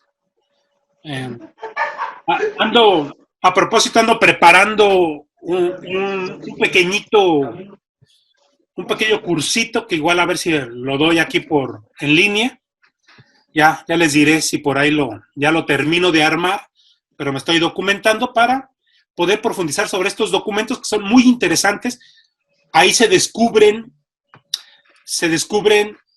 como 25 ediciones diferentes del profeta Isaías. Una de ellas está completita. Es muy interesante lo que se descubre en estas cuevas de Qumran. Pero bueno, a lo que vamos con este grupo de esenios era que eran judíos que mantenían la práctica de la virginidad o el celibato. Entonces vamos viendo que en la cultura israelita no era una práctica descabellada, que bien María pudo haberla elegido con anterioridad, aún siendo casada y quizás haciendo un propósito de vivir en castidad con el mismo José. De eso ya no sabemos más, simplemente lo intuimos. Dice, la virginidad es una consagración, un don de amor exclusivo a Dios. Dice, en el Antiguo Testamento no hay una virginidad religiosa, pero va más en el sentido de un Dios que exige un amor exclusivo a sus fieles. Quizás de ahí se retome un poco ese sentido de la consagración, ¿no? Un Dios que pide todo para él. María se reserva totalmente a Dios, responde al llamamiento de los profetas. Y pongo aquí algunos casos de profetas y salmos, desde donde la misma María se documenta para ella entrar en este diálogo con el ángel. O sea, es una María que está embebida con las Sagradas Escrituras. Muy bien, ¿hasta aquí alguna pregunta? ¿No? ¿Todo bien? Sí, prof, yo tengo una. A ver, sí. En la diapositiva anterior Sí. dice, donde dice respuesta María, dice que en Israel se le daba gran valor a la virginidad. Sí. ¿Ok? Y ahí viene la cita. Pero en el libro dice, en Israel no se le daba gran valor religioso a la virginidad. Ah, ok. Tiene la misma cita. Sí, sí, sí. A ver, creo que aquí, en esta cita, está hablando sobre cómo una mujer sufre precisamente por no tener hijos, ¿no? Si no mal recuerdo, a ver, nos vamos a ¿Tienes la cita a la mano, Clau? No, pero ahorita A ver. la busco. A ver, sí, por favor, para leerla. A ver, hay que ubicar este contexto. A ver, en el pueblo de Israel, la práctica de la virginidad no era una práctica común, no era una práctica que se acostumbrara, aunque no era una práctica que se viera mal. Y solamente algunos pocos decidían asumirla como una vida exclusiva en Yahvé. Pero sí, no era una práctica que fuera destinada a un cierto grupo, ¿no? Solamente este grupo de los esenios que se descubre en el siglo XX por el reglamento que dejaron ellos escrito, se descubre pues que sí era una práctica entre ellos común, pero que ellos mismos dicen en sus escritos. Esto es una forma de vida exclusiva para unos pocos llamados. Ellos mismos se reconocían que esto no era para todos. Eran unos pocos elegidos, llamados, que asumían con libertad esa forma de vida. ¿Le encontraste, Clau? ¿Es Jueces? Creo que sí es Jueces. ¿Es sí. Jueces? Ok. Sí, aquí la tengo. A ver si qué dice. Ok. Dice, Yafté y su hija. El espíritu de Yahvé fue sobre Yafté. Recorrió Galaad y Manasés. Pasó por Mizpa de Galaad y luego entró al territorio de los amonitas. Siento que no tiene nada que ver, ¿o sí le sigo leyendo? No, sí. Bueno, se las voy a contar. Okay. Este jefe tenía hijas y hace una promesa, y en esta promesa, que no recuerdo en qué consistía, pero él hace una promesa y dice, para cumplir esta promesa, voy a entregar en sacrificio al primero que cruce esa puerta. Se lo dice ahí a sus allegados, ¿no? Y el primero que cruza la puerta es su propia hija. Entonces se quedó comprometido a cumplir la promesa de entregar en sacrificio, o sea, sacrificar a la hija, o sea, entregarla en sacrificio, que muera la hija. Y en el texto, entonces él con el dolor de su corazón, pues tiene que cumplir era un voto, pues era la promesa que él había hecho. Entonces, en los textos aparece a esta hija de Jefté que pide un tiempo para ir a llorar el que ella no conoció varón, que su vientre no conoció hijo. O sea, ella se duele, todo el dolor de esta chica es por ser virgen, por no haber tenido hijos, ¿no? O sea, a ella le duele, pues sí, no haber sido una mujer fértil, rica, ¿no? Que da vida. Porque en esos hijos, en ese matrimonio, se va viendo la bendición de Dios. Por eso sufre esta chica, ¿no? Que al final creo que el papá sí, pues cumple el sacrificio. Pero ahí, por eso se retoma. Pero hay que enfocar este tema, ¿no? La virginidad no estaba mal vista, sino que estaba mejor vista la bendición de Dios sobre nosotros a través de nuestros hijos. Pero este grupo que se consagraba en virginidad era como gente muy especial, gente que hacía cosas raras por Yahvé, ¿no? O sea, tanto amaban a Yahvé que hacían una consagración muy especial. O sea, no era común. Por eso, si María ya tenía decidido ser virgen desde antes de que llegara el ángel, era una decisión muy rara en una mujer israelita. Porque para una mujer cotidiana de Israel, lo normal era ser fértil, dar hijos, ser bendecida por Dios a través de sus hijos. Pero no se oponían a esos dos pensamientos, no eran opuestos, sino había gente que se sentía muy llamada a vivir una consagración muy especial. Esto lo vemos en estos documentos de los esenios y lo vemos también en algunos textos del Antiguo Testamento sobre los nazirios. Gente muy especial, no es para todos, ¿verdad? Y quizás María se sabía alguien muy especial desde antes de recibir al ángel. Es por ahí por donde va el tiro. Ok. Bueno, viene después la mención de los famosos hermanos de Jesús, precisamente hablando de esta virginidad después del parto, donde ahí nos presenta, ¿no? Marcos 3, Mateo 6, Juan 7, donde se menciona, ¿no? A una María, que iba junto con los hermanos de Jesús. Esa es la expresión que los textos nos dan. María yendo con los hermanos de Jesús. Es más, a ver, déjenme, en Marcos 3, déjenme, me voy ahí, aquí la tengo cerca. En Marcos 3, que es de las pocas menciones que hace Marcos de María. A ver, es 3:31. Dice, ¿dónde está? Dice, llegaron su madre y sus hermanos y quedándose afuera, mandaron llamarle a Jesús. Había mucha gente sentada a su alrededor, le dijeron, oye, tu madre y tus hermanos y tus hermanas están afuera y te buscan. Él respondió, ¿quién es mi madre y mis hermanos? Y mirando a los que estaban sentados en corro a su alrededor, dijo, estos son mi madre y mis hermanos, pues quien cumpla la voluntad de Dios, esa es mi madre y mis hermanos.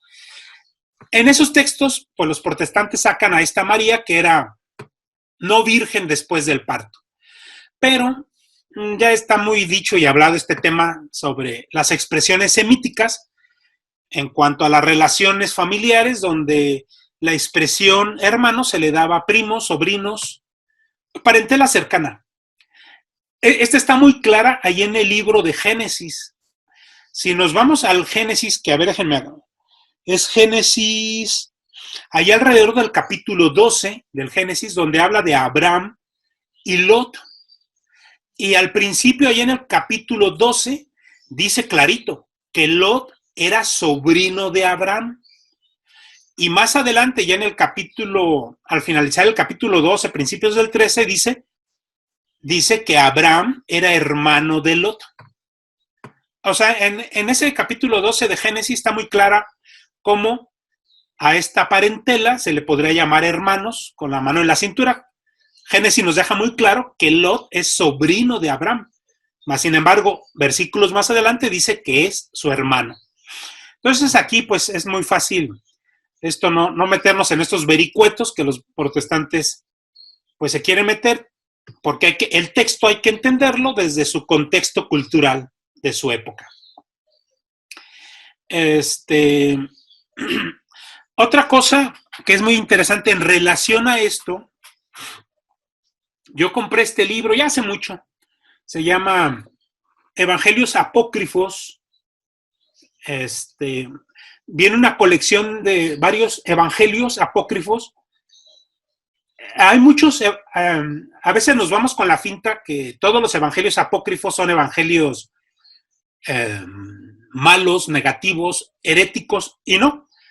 Hay unos libros, unos evangelios apócrifos que sí son herejes, son heréticos, pero hay otros evangelios apócrifos que escribieron cristianos piadosos del siglo III, IV de nuestra era, V de nuestra era, precisamente donde intentaban defender la virginidad de María. Pero en este intento de defensa al escribir un evangelio, pues era un evangelio pues piadoso, bien intencionado, pero pues no era un evangelio canónico inspirado. Muy, muy diferente. Una cosa es estar inspirado por el Espíritu Santo y otra cosa es andar piadoso, ¿no? Andar de buena voluntad. Bueno, en muchos evangelios de estos aquí que vienen en este libro, son evangelios de estos piadosos donde intentan defender la virginidad de María antes, durante y después del parto. Y son muy interesantes, ¿no? Que aunque son lógicas muy humanas y lógicas a veces que rayan en el absurdo, porque a veces muchos de estos evangelios apócrifos pues rayan en el absurdo con buena intención, pero, por ejemplo, uno de estos casos, voy a mencionarlo, porque es interesante, ¿no? Que forma parte de nuestra cultura cristiana. Estos evangelios apócrifos son parte de nuestra cultura, que nos ha llegado y que a veces la practicamos sin entenderla.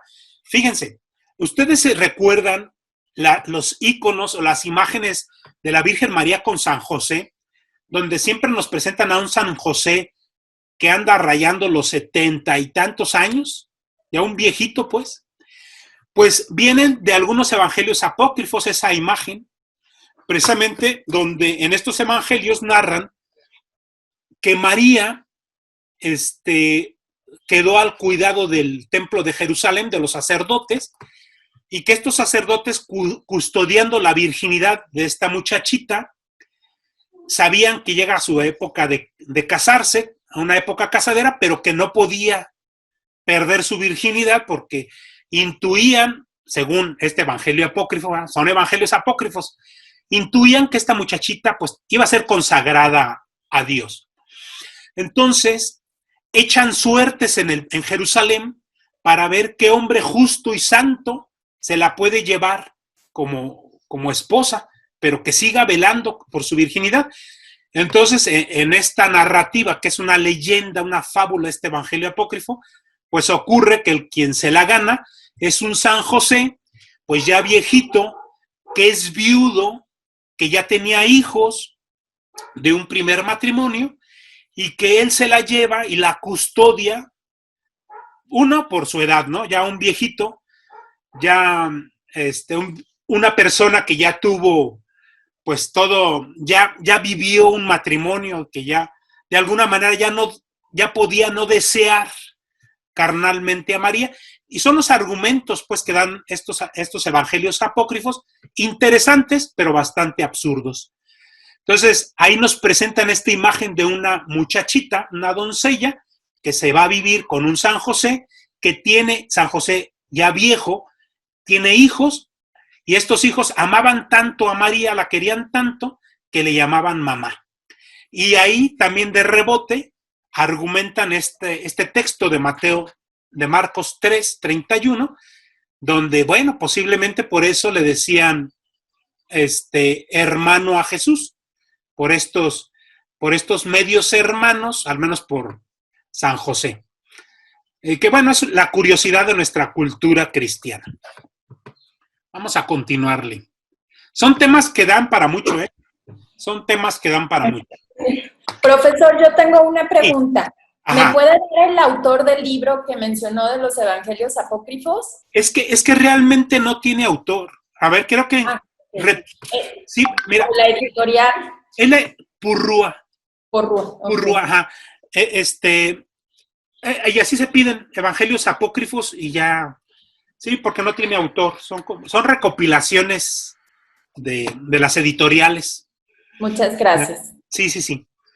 Muy bien. Pero no confunden mucho a leerlos, esos apócrifos, esos evangelios.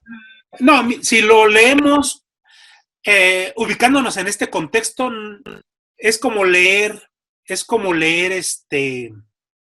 narrativas piadosas, nada más. Por ejemplo, aquí vamos a encontrarnos, es que no todo está, fíjense, y por aquí lo tengo hasta separado. Aquí está el protoevangelio de Santiago, no sé si lo alcancen a leer. Dice protoevangelio de Santiago. Bien, este es un evangelio apócrifo, pero que tiene mucha documentación importante para la Iglesia Católica. Por eso le dice protoevangelio. O sea, la Iglesia lo reconoce no como un evangelio, pero sí como un documento que tiene un intento de ser evangelio. Bueno, en este protoevangelio de Santiago, la Iglesia Católica sacó la información de los nombres de los papás de María. San Joaquín y Santa Ana vienen en este protoevangelio. O sea, de aquí se mencionaron. Entonces, este protoevangelio pues, nos da una información interesante de los aspectos culturales y alguna información familiar de la época y de María, pero que se reconoce como un documento que no es inspirado. O sea, es un documento informado, más no inspirado. No está inspirado por el Espíritu Santo, pero sí trae una información como bien documentada por el autor. Y vamos, bueno, y es leerlo bajo esos ojos, ¿no? Porque de repente hay evangelios heréticos, pero es entenderlo pues como un fenómeno cultural, ¿no? Sí, la recomendación de leer esto es no leerlos viéndolos como una información inspirada por el Espíritu Santo, no. Si no, si empezamos nos hacemos bolas, sino leerlos como una información de la cultura cristiana. Pues es lo que existió y es lo que nos ha enriquecido a nosotros. Y fíjense, pues de estos documentos, pues a nosotros todavía nos quedan esas imágenes que veneramos de un San José viejito y una María jovencita. Pero bueno, es interesante como cultura, y nunca verlos como un documento inspirado. Si no, empezamos a tener problemas. Y muchas cosas son relatos que rayan en la risa, ¿eh? Llegan a ser hasta cómicos, por su narrativa, por su forma de explicar las cosas, de tratar de defender, por ejemplo, la virginidad de María, en un empeño piadoso, pero que a veces dicen cosas muy ridículas. Por ejemplo, otra cosa muy ridícula, intentando defender algo bueno, que es la virginidad de María, es esto de que al nacer Cristo se convierte en un haz de luz y que una vez que salió de María, como que se materializa esa luz. Bueno, ese argumento para defender la virginidad de María en el parto, que es dogma de fe, pero que la Iglesia no se mete a explicarlo porque es tratar de explicar pues el misterio del poder de Dios. Mas, sin embargo, hay evangelios apócrifos que lo explican así. Así pasó, pues no. Es una explicación piadosa, ¿no? Pero no lo podemos tomar como cierto. Bien, ahora vamos a ver a María como madre. Profesor. ¿Sí? ¿Sí alguien iba a decir algo? Yo, un comentario. Sí. Sí, yo. Sí. Tengo muy mal internet, no sé si se escuche bien o se escuche cortado. ¿Te escucho bien? Sí, yo te escucho bien. Sí. ¿Sí estás bien, Coquis? Porque pues la mitad de... ¿Sí? Sí, estás bien. ¿Se escucha? Sí. Sí, otro ejemplo, lo menciono porque pues muchas del grupo de ahorita de la clase estamos leyendo el librito de María, de Contemplando a María, que es Sí. Ujú. Es algo parecido lo que usted mencionaba ahorita. Es un libro que habla, por ejemplo, ahorita casi toda la clase, el padre Burka toca esos temas en el libro, pero él desde un inicio avisa o advierte que es la contemplación ignaciana, ¿no? Partir de la imaginación y penetrar en un misterio. Entonces, él habla, por ejemplo, de las suposiciones que puede haber fomentado en María el deseo de consagrar su virginidad y cómo lo habla con José y José lo acepta, pero no es, pues está basado en la cultura judía de ese tiempo, ¿no? Claro. No es algo que tenga de verdad un peso. Ya te cortaste, Coquis. Ahora sí te cortaste. Ni modo, nos cortó Coquis. Ok. Bueno, a ver si ahorita regresa. Pero sí, tiene razón, Coquis. A partir de datos precisos de las escrituras, de Lucas, podemos hacer una reflexión, como lo que está diciendo que hace el padre, va profundizando en una reflexión que es muy válida, porque vas adentrándote al hecho revelado. Ay, híjole, pues ya casi se nos va el tiempo. Bueno, aquí me voy a meter ya así rápido al tema de la maternidad de María, que tiene mucho que ver con este dogma de María madre, madre de Dios. Dice, en el relato de la Anunciación, Dios la llama a ser madre del Salvador. Ahí empieza a sustentarse este dogma. Pero por otro lado, ella quiere ser consagrada virgen, lo que ya habíamos visto en el mismo Lucas, con su expresión y cómo será esto posible. En la concepción virginal, ella responde a los dos llamamientos de virgen y madre.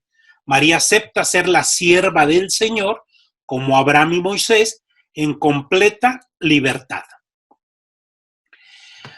María, como toda madre, tiene que educar a su hijo, Jesús. Lleva al niño al templo a presentarlo al Señor, recibe de Simeón el anuncio de su misión. Es una María que cumple como cualquier madre buena, como cualquier madre normal, en el amor a su hijo, en el educarlo. Estaba leyendo este otro documento, este es son las catequesis del Papa Juan Pablo II sobre la Virgen María. Desarrolló durante varios miércoles diferentes catequesis muy interesantes. Juan Pablo II hace de los textos bíblicos, hace una reflexión y profundiza enormemente. Algo, fíjense, bien interesante sobre este tema de la madre. Dice Juan Pablo II, es que Jesús de Nazaret se parecía a su mamá, es lo más lógico, se parecía físicamente a su mamá, ya que el gen humano solamente le venía de María. O sea, como no había concurso de gen masculino, el gen masculino pues era el Espíritu Santo, a lo humano, su fisonomía de Jesús era la fisonomía total de María, simplemente en masculino, porque pues, era la fisonomía biológica del único gen que le llegó humano, el de María. Por lo tanto, cuando los discípulos que conocieron a Jesús lo siguieron y se entregaron a él, y él asciende a los cielos, lo que les quedó, y esto lo tenemos ahí en Hechos 1:14, lo que les quedó es la presencia, y usan este título, todos los evangelios y los documentos, es María, la madre de Jesús, como un título honorífico, la madre. O sea, es la madre, así como hablar de la reina madre, ¿no? La reina madre, la mamá del rey David, la mamá de Salomón, eran las reinas madres, ¿no? Aquellas que por el simple hecho de haber engendrado ese rey, tenían una autoridad moral sobre el pueblo. Pues lo mismo pasa con María. Entonces los discípulos, una vez que Jesús asciende a los cielos, al contemplar a María, estaban viendo al maestro. O sea, fisonómicamente, simplemente lo estaban viendo en femenino. Y de ahí los mismos apóstoles, que en vida de María, María estaba recibiendo un culto especialísimo por estos discípulos, porque estos apóstoles veían en María veían el relicario vivo de Jesús. Cuando nosotros oramos lo que es la letanía, a mí me gusta mucho esa letanía donde dice Arca de la Alianza. Casi va a ser lo último que voy a decir porque se nos va a acabar el tiempo.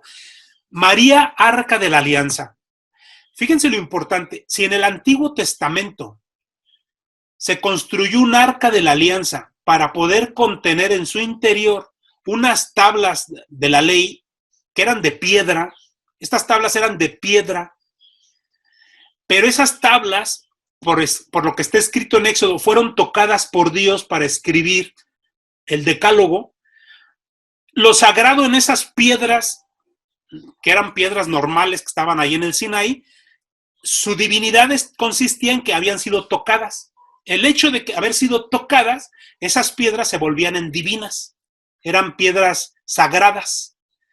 Entonces eran tan sagradas estas piedras que se tenían que contener en un arca de oro, y esta arca no la podía tocar cualquiera porque se podía morir, y esa arca solamente podía entrar el sumo sacerdote una vez al año, en el Yom Kippur, a pedir perdón por todo el pueblo. Bueno, si eso pasó en el Antiguo Testamento, hablando de unas piedras y de un maná que fueron tocados por Dios, cuanta más razón, aquella arca que no es de oro, sino está viva, está encarnada, pero que es un arca que no nada más fue tocada por Dios, sino que contuvo, nutrió, alimentó al mismísimo Dios. Entonces esta arca viva, que es María, pues tiene, en comparación con el arca de Israel, tiene mayor valor e importancia porque ella no la tocó la divinidad. Ella contuvo, alimentó, amamantó, cuidó a la divinidad.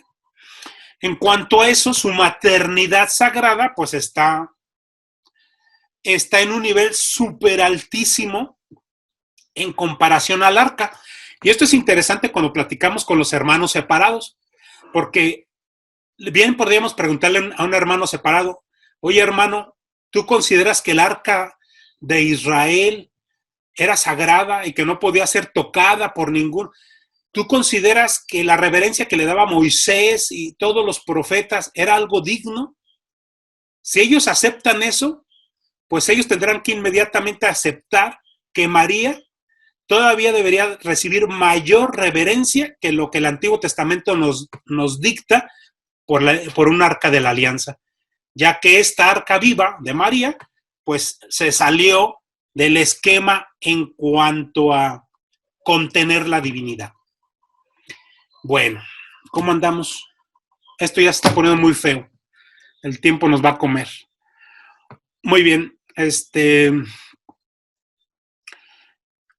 bien, aquí nos presenta una María que no solamente contuvo en su ser a la palabra viva, no solamente lo alimentó, lo amamantó, lo cuidó, sino que ella, aún con esa grandeza de su ser, de ser el contenedor de la divinidad, y no de aquello que toca la divinidad, sino de la divinidad misma, ella no se conforma con eso, sino María es la mujer de fe que profundiza en la palabra, ¿verdad? Que medita, y aquí Lucas nos presenta estas dos expresiones. María, por su parte, guardaba todas estas cosas y las meditaba en su corazón, las reflexionaba, las profundizaba.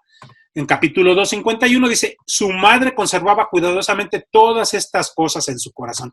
Una María de fe, la primera discípula, la primera que reflexiona y profundiza en la Escritura para poder profundizar en la palabra de Dios. Bueno, madre del ministerio de Jesús, María sigue presente con Jesús primero en su educación, después como una compañera en edad adulta. Y aquí qué triste, pero no vamos a alcanzar a leer esto de las bodas de Canaán. Pero es hermosísimo. Es que hay un dato de las bodas de Canaán. Sí, perdón. ¿Alguien va a decir algo? ¿O son mis nervios? Bueno. Sí, ¿alguien va a decir algo? ¿no? Bueno, fíjense aquí cuando leemos las bodas de Canaán, fíjense cómo dice, fíjense lo interesante del tema. Dice, 3 días después se celebraba una boda en Canaán de Galilea y estaba ahí la madre de Jesús. ¿Quién estaba en la boda? La madre de Jesús. ¿Quién es la primera que invitaron?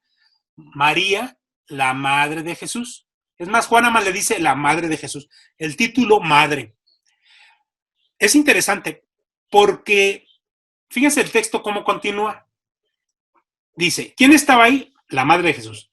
Versículo 2. Fueron invitados también a la boda Jesús y sus discípulos. ¿Quiénes eran los colados? Jesús y los discípulos. ¿Quiénes eran los pegostes? Jesús y los discípulos. ¿Quién era la invitada a la boda? La amiga de estos novios. ¿Quién era la de la confianza de los novios? ¿Quién era la que tenía el apego afectivo con los novios? Pues era María. Ella fue la invitada. El mismo texto de Juan dice, y fueron invitados también. Pues sí, pues ahí estaba el hijo, pues hay que invitarlo, ¿no? Pues ya viene la amiga, pues ni modo que no invitemos al hijo. Y luego el hijo trae amigos, pues ni modo, hay que invitar también a los cuates del amigo, del hijo. Esto es lo interesante de este texto. Hasta ahí me voy a quedar con las bodas de Canaán. Fíjense lo importante de San Juan. San Juan nada más nos presenta a María en 2 ocasiones. Bodas de Canaán, capítulo 2, a los pies de la cruz, capítulo 19. San Juan, todo su centro es el misterio de Jesús, pero es todo su documento, que es el núcleo de la salvación, lo enmarca con María. O sea, el marco del Evangelio, al inicio y al final, es María. Y nos presenta una María que es la invitada, es la que llega a nuestras casas y a través de ella es el Hijo el que llega como invitado. Y es a través de ella que se da este primer milagro, que si leemos el texto, este primer milagro consiste en demostrar, Jesús, demostrar que es el Mesías, pero no lo va a demostrar a todo mundo, se lo va a demostrar a sus apóstoles, a sus discípulos. Entonces, gracias a María, los apóstoles reconocen por primera ocasión que en Jesús es el Mesías prometido por el Antiguo Testamento. Bien, pues ya esto se nos acabó. Vamos a dejarle aquí. Nada más quisiera ver si me regalaban 2 minutitos de su tiempo. Voy a hacer un anuncio comercial. No debiera, yo sé que me lastima la conciencia. No debiera, pero pues es necesario. Es necesario para mí. Miren, pues ya saben cómo están las cosas en este tiempo y con un grupo de amigos que, bueno, nosotros no tenemos trabajos estables, somos freelance, lo que va llegando. Entonces, pues tenemos la necesidad de hacernos de otros ingresos. Entonces, nos dimos a la tarea de conseguir con este grupo lo que ahorita está de moda y que se necesita, es gel antibacterial, pero la ventaja de a diferencia de otros, que se pueden conseguir, no es el único, que es nivel de uso, o le llaman de grado médico, porque el alcohol que le ponen, es un alcohol para uso humano, no es el alcohol industrial. Este alcohol, el beneficio es de que uno se puede estar sanitizando las manos constantemente y no se resecan. El alcohol industrial sí seca más fácil las manos, ¿no? Por eso los médicos usan porque como ellos están con pacientes constantemente con el gel, entonces es un gel más noble por el alcohol que es alcohol para consumo humano. Entonces es su ventaja. Este lo tengo en litro, salen 120 y pues tiene su dosificador. La planta, la fábrica nos los envía, no lo hacemos nosotros. La fábrica no lo envía. Es una planta que conocemos, que sabemos de su calidad. Esta planta distribuye a Star Médica, a otros hospitales y a médicos. Es un buen producto. No queda grasoso porque hay unos que son muy aceitosos. Bueno, ese es uno. Ya después les mando al correo y también están manejando este sanitizante que les voy a decir de qué es. Yo sé que suena a ciencia ficción, pero son sales cuaternarias de amonio de 7ª generación. Pero con esto acaba virus, bacterias, hongos. Esto no se escucha mucho porque su uso es para hospitales, para industrias. Con esto se sanitiza. Ya ahorita se está metiendo, en estas presentaciones son para casa, ¿no? Este no es corrosivo, no mancha. Entonces con este se puede sanitizar los celulares, las llaves, nuestras carteras, y no mancha, no apesta, a diferencia de que si usáramos una dilución de cloro. Es muy noble este producto. Es más, no huele, parece, es más, nada más le ponen hasta un tinte azul porque si no le ponen el tinte azul, parecería agua. Tiene muy poco olor, pero les voy a mandar con esto se sanitiza a los hospitales, las clínicas, y ahí lo pueden buscar en internet. Es las sales cuaternarias. Yo cuando lo escuché me sonaba un chiste. Sales cuaternarias de amonio. El amonio, pues sí, es un producto muy agresivo, pero aquí viene de una descomposición química y lo dan a un nivel muy bajo. Lo podemos usar en manos y no hay problema. Entonces ya por ahí les voy a mandar la información. Ahorita nada más era para que supieran. Pero es una forma en que somos 3 amigos que andamos metidos en esto y pues necesitamos ir sobresaliendo a esta crisis y bueno, pues como no tenemos un ingreso fijo, pues hay que buscarle. Ya por ahí les mando. Ojalá les sirva.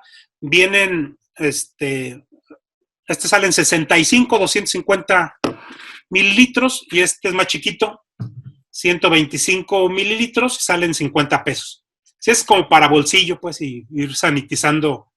Cuando yo voy que me toca, no debería ir a un restaurante, pues con esto, los cubiertos y todo, y no hay problema. Y aparte es un producto que, por lo que dice la ficha técnica, dura 48 horas un efecto activo. Pero bueno, ya ahí se los dejo y lo pueden investigar. Con esto terminamos. Ahorita me mandan ahí al WhatsApp sus nombres para la lista. Y bueno, pues ya la próxima semana terminamos. La autoevaluación son 13 preguntas. Ustedes pueden escoger 10 que les interese más sobre la Virgen y pues sobre eso la tarea. Yo creo que sería la última tarea. Ya la próxima semana ya no habría tarea, ya nada más veríamos el tema, para yo ya pasar rápido la información a Escuela de la Fe. Bueno, pues les agradezco muchísimo y pues que Dios me las bendiga mucho, que tengan bonito día y pues nos vemos primero Dios la próxima semana. Gracias, maestro. Gracias. Muchas gracias, profe. Gracias. Gracias. Hasta luego. Adiós. Bye. Gracias, prof. Igualmente. Bye, chicas. Bye. Bye.